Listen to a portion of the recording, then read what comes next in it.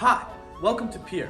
I'm Costa, and today we're going to be making balloon-powered race cars with paper plates.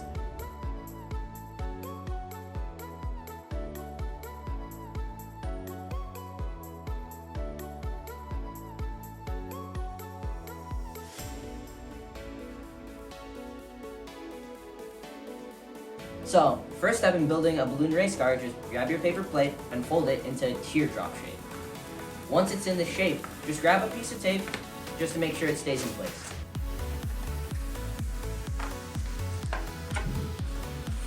And that's step one. Once you're done with that, grab your compass and your foam board and start tracing some circles for the wheels.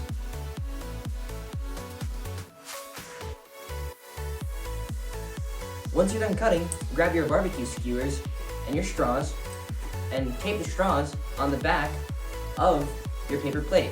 These will act as guides for your skewers once you put the wheels on. Once you've got the straws taped on, get ready to put the skewers through. Just put them through, and then grab your wheels. They should be soft enough so that you can just stick them on. When you're gluing the wheels on, make sure not to glue it onto the straws or else it won't spin like this. Because if it's on the straws, then it'll be stuck and it'll be hard to move once it actually goes.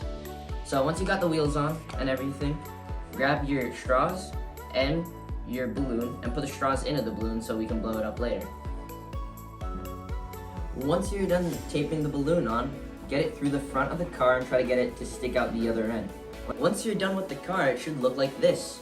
Now all you have to do is blow into the straws at the end. Pinch off with your fingers, put it on the track, and let go. Hi guys, my name is Costa, and today I'm going to be explaining to you the science behind how your balloon cars work. There are two factors to consider with your balloon car. That is energy and force. Now, what is energy that we're talking about here? Well, the energy is coming from the balloon. When you fill the balloon up with air inside the balloon, that ends up stretching the plastic, the polyurethane, whatever your balloon is made out.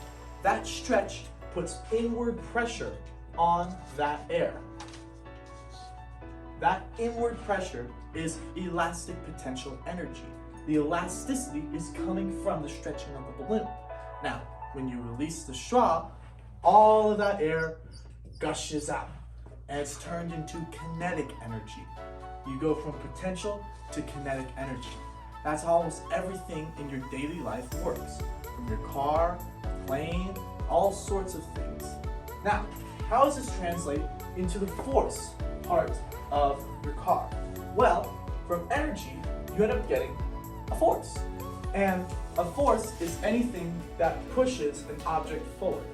So, and this follows Newton's third law of motion, which is for every action, there's an equal and opposite reaction. What does that mean? Well, the balloon releasing the air is the action. So what's the reaction? It's the car moving forward. There's a force put on the back of the car. Let's give it some wheels. And then, when that force is applied, the car moves forward. This is the same concept that's used for your regular bigger cars or for rockets and how they push down into the earth in order to shoot up into the air. That is how your rocket cars or your balloon cars, they're basically the same thing, work. Have a good day, y'all.